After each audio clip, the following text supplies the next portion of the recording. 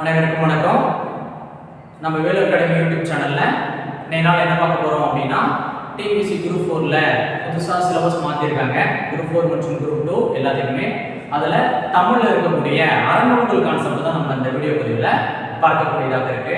அறநூலில் 11 நூல்கள் இருக்கும். அதில் பர்டிகுலராக நம்ம என்ன பார்க்க போறோம் அப்படின்னா நாமினியார் தொடர்பான வீடியோ பதிவு தான் பார்க்க போறோம். அந்த வீடியோ பதிவு பார்க்கறதுக்கு முன்னாடி ஒரு சின்ன இன்ஃபர்மேஷனாக நாங்கள் சொல்லிடுறோம். வேலு அகாடமியில் மாற்றம் அப்படின்ற டிஎன்பிசி குரூப் 4 2025க்கான டெஸ்ட் பேட்ச் நம்ம கண்டக்ட் பண்ணுறோம். ஜனவரி 6 முதல் டெஸ்ட் நடக்கக்கூடியதாக இருக்கு. மொத்தம் 27 டெஸ்ட் இருக்கக்கூடியதாக இருக்கு. ஆன்லைன் மற்றும் ஆஃப்லைன் அவைலபிள் இருக்கக்கூடியதாக இருக்கு. விருப்பப்படக்கூடிய நபர்கள் நம்மளுடைய டெலகிராமில் வேலு அகாடமின்றதில் ஜாயின் பண்ணிங்கன்னா அதில் பிடிஎஃப் இருக்கும். அதை நீங்கள் டவுன்லோட் பண்ணி பார்த்துக்கலாம். அதுவும் இல்லாமல் கீழே டிஸ்கிரிப்ஷன்லேயே நான் டெஸ்ட் பேட்சுக்கான லிங்க் அப்படின்றத கீழே டிஸ்கிரிப்ஷனில் தரோம். அதையும் பார்த்துக்கோங்க. வாங்க நம்ம ஃபர்ஸ்ட் இந்த வீடியோக்குள்ள போகலாம். நாலடியார் அப்படின்றத பற்றி பார்க்க போகிறோம். இந்த கான்செப்ட் அறநூல்களை பொறுத்த வரைக்கும் எத்தனை கேள்விகள் வரைக்கும் வரலாம் அப்படின்னு பார்த்தீங்கன்னா ஒரு கேள்வியிலிருந்து 2 கேள்விகள் வரலாம். ஏன்னா மொத்தமாகவே நமக்கு 15 வினாக்கள் தான் கொடுத்துருக்காங்க. இலக்கியம் மற்றும் தமிழ் அறிஞர்கள் அப்படின்னு வரப்ப அப்போ திருக்குறள்ல இருந்து குறைந்தபட்சம் 3 வினாக்கள் எடுக்கலாம். இப்போ அறநூல்கள் அப்படின்னு வரப்ப 2லிருந்து 3 வினாக்கள் வருவதற்கான வாய்ப்புகள் இருக்கு. சரிங்களா? இதெல்லாம் பர்டிகுலராக நாலடியாரை பேஸ் பண்ணி எப்பயுமே நமக்கு வினாக்கள் இடம்பெறக்கூடிய ஒரு இடம். அந்த நாலடியாரை பற்றி தான் நம்ம பார்க்க போறோம். இந்த நாலடியார் என்பது என்ன அப்படின்னா 17 கீழ்கணக்கு நூல்களில் ஒரு நூல். அப்ப நாலடியார் என்ன நூல்ல இருக்கு? 17 கீழ்கணக்கு நூல். அப்ப 17 மேற்கணக்கு நூல், 17 கீழ்கணக்கு நூல் ரெண்டா பிரிக்கிறாங்க சங்க இலக்கியத்தை. அதுல 17 கீழ்கணக்கு நூல் இருக்கக்கூடிய ஒரு நூல் தானே நாலடியார். அறநூல்கள் நம்ம முன்னாடியே சொல்லியிருந்தோம். எத்தனை நூல்கள் அப்படின்னா 11 அறநூல்கள் இருக்கு அப்படின்னு சொல்லிட்டு நம்ம சொல்லியிருந்தோம். அதுல திருக்குறளுக்கு அடுத்ததாக வைத்து பாடக்கூடிய நூல் தான் இது நாலடியார். அப்ப அறநூல்ல முதல் நூல் எது அப்படின்னா திருக்குறள். இரண்டாவது நூல் எது அப்படின்னு பாத்தீங்கன்னா நாலடியார். அப்ப இதுவுமே நமக்கு என்ன பண்ணலாம், வரிசைப்படுத்துக அப்படின்ற ஆர்டர்ல கேட்கலாம். ஓகேங்களா? நாலடியார் அப்படின்றது நமக்கு கேட்கக்கூடியதாக இருக்கு. சரிங்களா? சரி, ரைட். அடுத்து பாருங்க, இரண்டாவது பாயிண்ட் பார்ப்போம். நாலடியாரினுடைய ஆசிரியர் யாரு அப்படின்னு பாத்தீங்கன்னா பர்டிகுலரா ஒரு நபர்களுடைய பெயரை நமக்கு கொடுக்கல. நபர்களுடைய பெயர் நமக்கு தெரியாது. யாரு அப்படின்னு பாத்தீங்கன்னா சமண முனிவர்கள் தான். அப்ப நாலடியாரினுடைய ஆசிரியர் யாரு அப்படின்னா சமண முனிவர்கள். அவங்க என்ன நாட்டை சார்ந்தவர்கள் அப்படின்னு நம்ம டிஎன்பிசி இருக்கு. இது வினாவா இடம்பெற்றிருக்கு. அப்ப என்ன நாட்டை சார்ந்தவர்கள் அவர்கள் அப்படின்னா பாண்டிய நாட்டை சார்ந்தவர்கள் தான் அந்த சமண முனிவர்கள். அப்ப நாலடியாரை எழுதியவர்கள் எந்த நாட்டுடன் தொடர்புடையவர் அப்படின்னா பாண்டிய நாடு. சேர சோழ பாண்டியர்கள் பல்லவர்கள் நம்ம சொல்றோம்ல, அதுல பாண்டிய நாட்டை சார்ந்தவர்களாக இருக்காங்க நாலடியார். சரிங்களா? அடுத்து இதுல எத்தனை பாடல்கள் இருக்கு அப்படின்னா 400 பாடல்கள் இருக்கு. இதுல இருக்கக்கூடிய பாடல்களுடைய எண்ணிக்கை எவ்வளோ? 400 பாடல்கள். 400 பாடல்கள் மட்டும் இல்லாம அதுக்கு பக்கத்தில் இருக்கக்கூடிய ஒரு வார்த்தை ரொம்ப முக்கியம். இது என்ன பாவால் ஆனது? நாலடியார் என்ன பாவால் ஏற்றப்பட்டது அப்படின்னு ஒரு வினா கேட்டாங்கன்னா என்ன பண்ணணும்? வெண்பாவால் ஏற்றப்பட்ட ஒன்று. அப்ப நாலடியார் 400 வெண்பாக்களால் ஏற்றப்பட்ட பாடல்களை உடையது. சரிங்களா? அடுத்து பாருங்க, இது ரொம்ப ஃபெமிலியரான கேள்வி. இப்போ ட்ரெண்டிங்ல இருக்கக்கூடிய கேள்வி என்ன அப்படின்னா நாலடியாரை தொகுத்தவர் யார்? நாலடியாரை தொகுத்தவர் யார் அப்படின்ற கேள்வி ரொம்ப இம்பார்ட்டன்ட் ஆனது. இதை மார்க் பண்ணி வச்சுக்கோங்க.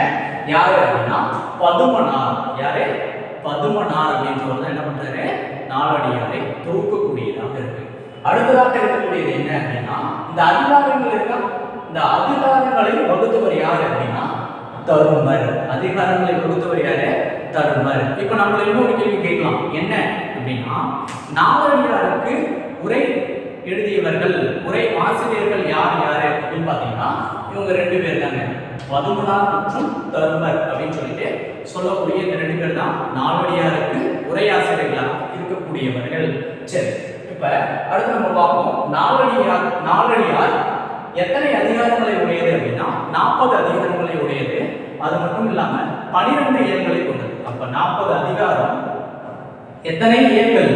12 அதிகாரங்களை கொண்டது. இது கரெக்டா நான் வச்சுக்கோங்க. சரிங்களா? திருக்குறள் போலதான் முப்பாலால் தொகுக்கப்பட்டது. திருக்குறள் போல இது எத்தனை பாலால் தொகுக்கப்பட்டது? முப்பாலால் தொகுக்கப்பட்டது. அறம், பொருள், இன்பம். அப்ப திருக்குறள் மாதிரி என்ன இருக்கு? அறத்துப்பால், பொருட்பால், காமத்துப்பால் அல்லது இன்பத்துப்பால் அப்படின்னு சொல்லக்கூடியது. அப்ப 3 முப்பால்களால் தொகுக்கப்பட்ட ஒன்றுதான் என்னது? இந்த நாலடியார் அப்படின்றது. இதுல பர்டிகுலரா அறத்துப்பால் எவ்வளவு, எத்தனை அதிகாரங்களை உடையது அப்படின்னா 13 அதிகாரங்களை உடையது. இந்த இடத்துல இருந்து நமக்கு கேள்விகள் கேட்டிருக்காங்க, வினாக்கள் எழுதக்கூடியதாக இருக்கு. பர்டிகுலரா இது வந்து கேட்கப்பட்ட கேள்வி என்ன அப்படின்னா, காமத்துப்பால் இன்பத்துப்பாலில் எத்தனை அதிகாரங்களை உடையது அப்படின்னு சொல்லி கேட்டிருக்காங்க. நம்ம முன்னாடியே பார்த்தோம் 40 அதிகாரங்கள். இந்த 40 அதிகாரங்களை என்ன பண்றோம் அப்படின்னா இந்த 3 முப்பால்களுடைய தொகுப்புல பார்க்கறோம். அப்ப அறத்துப்பால்ல 13 அதிகாரங்கள் இருக்கு, பொருட்பால்ல 24 அதிகாரங்கள் இருக்கு. அப்ப அறத்துப்பால்ல எவ்வளோ 13 ஆகும், பொருட்பால்ல எவ்வளோ இருக்கு 24 அதிகாரங்கள் இருக்கு. காமத்துப்பால்ல எத்தனை அதிகாரங்கள் இருக்கு, காமத்துப்பால் அல்லது இன்பத்துப்பால் அப்படின்னு சொல்லி சொல்லுவாங்க. அதுல எத்தனை அதிகாரங்கள் இருக்கு 3 அதிகாரங்கள். இதுதான் நமக்கு டிஎன்பிஎஸ்சி உடைய வினாவாகவும் இருக்கு. ஓகேங்களா, டிஎன்பிஎஸ்சி உடைய வினாவாக அமையக்கூடிய கேள்வி இதாதான் இருந்திருக்கு இது வரைக்கும். சரி ரைட். இப்ப அடுத்ததா பாருங்க, இது அதை விட ரொம்ப இம்பார்ட்டன்டான என்ன அப்படின்னா பொருமுத்தரையார்கள் பற்றிய குறிப்பு எங்க இருக்கு, எந்த நூல்ல குறிப்பிட்டிருக்காங்க அப்படின்னா நாலடியார் நூல்ல குறிப்பிட்டிருக்காங்க. அப்ப இதுவுமே என்னது ஒரு டிஎன்பிஎஸ்சிக்கான வினா. அப்ப நம்ம இந்த நாலடியார்ல பார்க்கறது மேக்ஸிமம் டிஎன்பிஎஸ்சில கேட்கப்பட்ட கேள்விகள் தான். ப்ரீவியஸ் இயர் क्वेश्चन நம்ம பார்த்தாலே என்ன பண்ணிடலாம், நாலடியார் அப்படிங்கறத நம்ம பண்ணலாம் முடிக்கக்கூடியதாக இருக்கும். இருந்தாலும் ஒவ்வொரு பாயிண்ட்டும் நம்ம இம்பார்ட்டன்டா தேடி தேடி கண்டுபிடிச்சு இந்த வீடியோ பதிவுல தரக்கூடியதாக இருக்கு.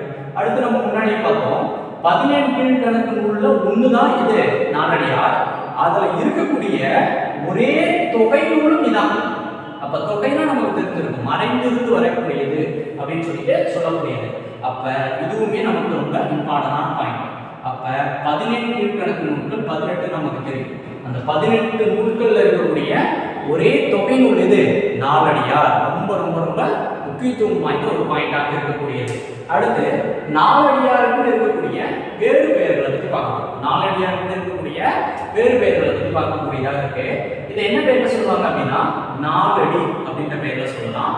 அப்படி இல்லைன்னா நாலடி 400 என்ன பெயர்ல சொல்லலாம், நாலடி 400ன்ற பெயர்ல சொல்லலாம்.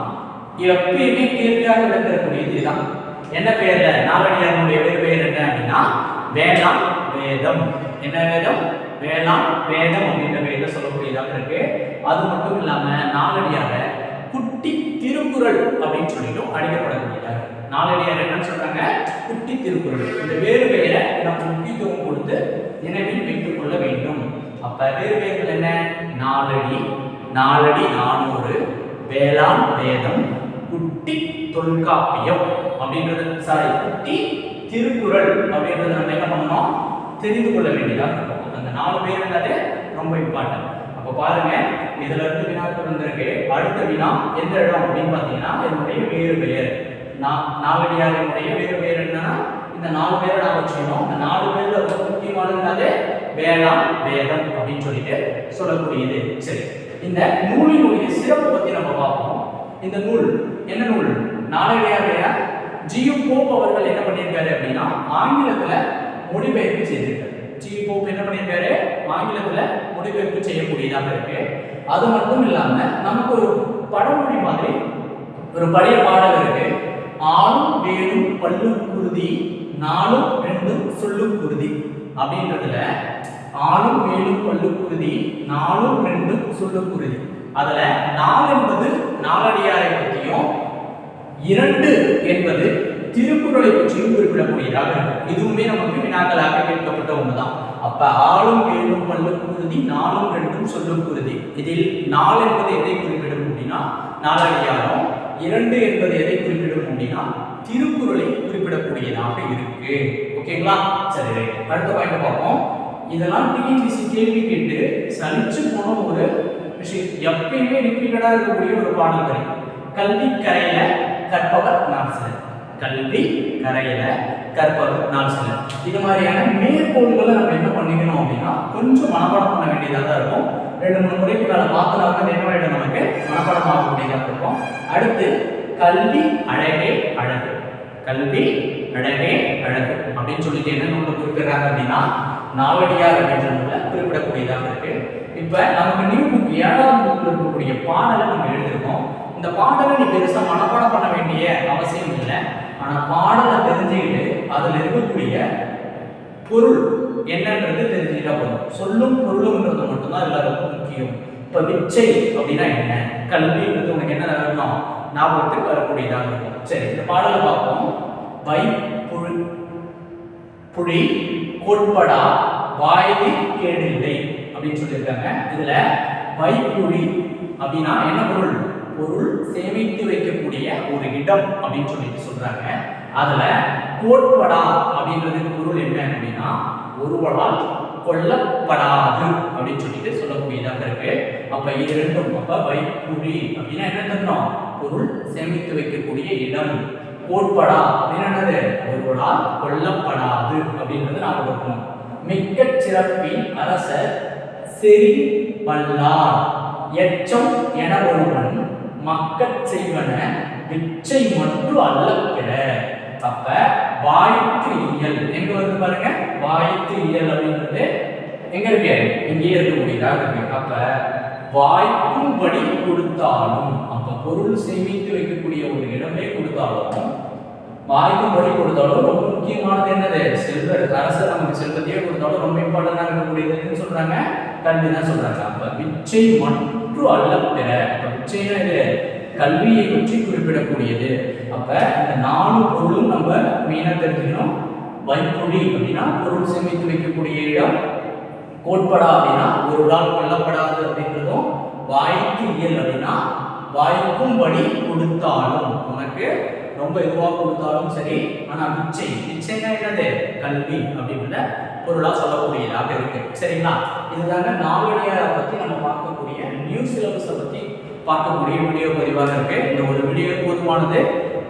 ரெகுலராக நம்ம சேனலை வாட்ச் பண்ணுங்க. இதில் நம்ம தொடர்ச்சியாக தமிழ் தொடர்பான வீடியோ பதிவும் சரி, மேக்ஸ் தொடர்பான வீடியோ பதிவும் சரி தொடர்ச்சியாக பதிவிடக்கூடியதாக இருக்கும். நம்மளுடைய டெஸ்ட் பேட்ச் மற்றும் டெலிகிராமில் ஜாயின் பண்ணிக்கோங்க. உங்களுக்கு தேவையான PDF மற்றும் அதர் லிங்க்ஸ் எல்லாமே அதில் பதிவிடக்கூடியதாக இருக்கும். Thank you to all.